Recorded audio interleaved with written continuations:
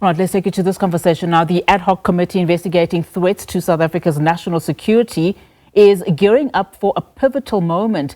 Among the first witnesses expected to appear before the newly established Madlanga Commission of Inquiry are Police Commissioner General Fannie, Masemola, Acting Police Minister Professor Firoz Cachalia, former Police Minister Bheki Cele and Senzo Mchunu, currently on special leave alongside deputy ministers from the security cluster.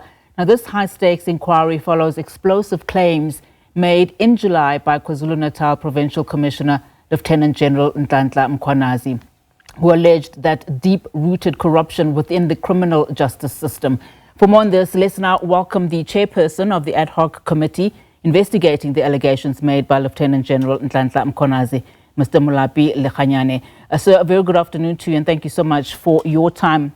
So earlier you've indicated that, in fact, Lieutenant General Mkhwanazi will only be testifying before the committee after September 24, once his commitments to the Madlanga Commission are done.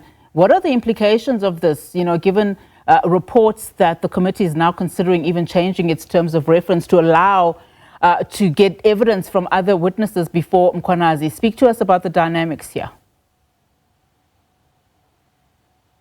Good afternoon to you and your viewers. The major implication that this has is that you would know that Parliament has given us until the 31st of October to conclude our investigation. So we're going to start somewhere at the end of this month, after the 22nd of September.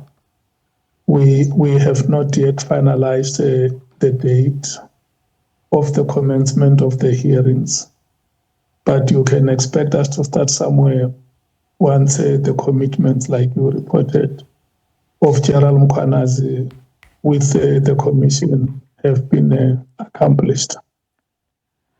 And just, give us a sense then of who are the 5 out of the 7 witnesses who have already agreed to appear before the committee. Just how central in terms of all of these allegations made by Lieutenant General Mkhwanazi are?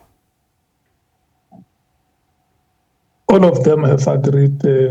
Okay. They have started contact with the commission. Consultations are underway. We expect that by the beginning of next week, we should have concluded consultations with all the 7 witnesses that we have identified as the first batch. You would know that we have passed the terms of reference, so every witness that appears before the commission has to go through this process of consultations with our legal team so that they can know what the expectations of the committee are when they appear before the committee to do their presentations.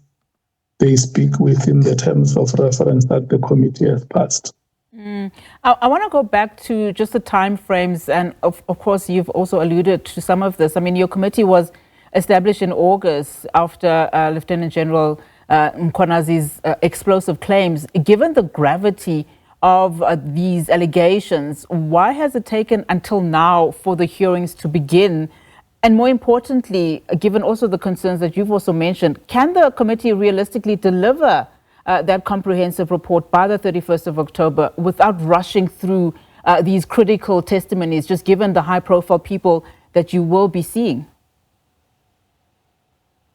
There is, to answer the first part of your question, which says, why has it taken so long? Look, I have said this many times. The Constitution of the Republic of South Africa is not written in the name of the institutions. It's written in the name of the citizens of this country. That is why when you go through the Constitution, you will have Chapter 2, which is called the Bill of Rights. Those rights are the rights of the citizens. They are not the rights of Parliament. They are not the rights of organs of state. So any process that you initiate that involves the citizens of the Republic, you must know that there is law that fundamentally guarantees their rights, and that law has to be respected. So when you put the terms of reference, you don't only put them as a document that is going to be implemented willy-nilly. It must comply with the law.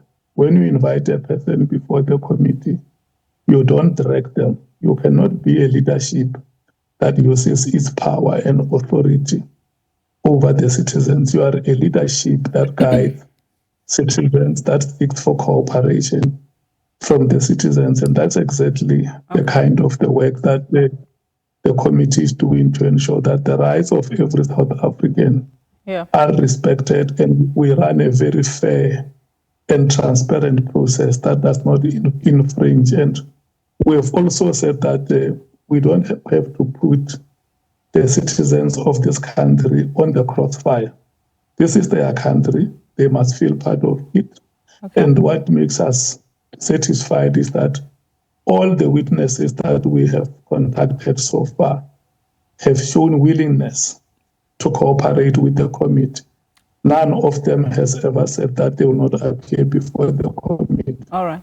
So we are concluding consultations, like I said, next week, and we should be ready to commence our work with any witness for as long as General Mkhwanazi will be available, as we have. All right, very quickly, very quickly, Mr. Lekganyane, I've run out of time. I've run out of time, but very quickly, if you can, just in terms of that prioritization of South African citizens, if your committee uncovers clear evidence of political interference and criminal infiltration, what is the mechanism for holding implicated individuals accountable, and how quickly could action follow, if you can answer that? That is a decision that Parliament must make. Remember, we're a committee reporting to Parliament. Let's not move the cart before the horse. Let's wait for the committee to conclude its work, and it will report to Parliament. All right. Thank you so much for your time, Mr. Molapi Lekganyane, the chairperson of the Ad Hoc Committee investigating allegations made by Lieutenant General Nhlanhla Mkhwanazi.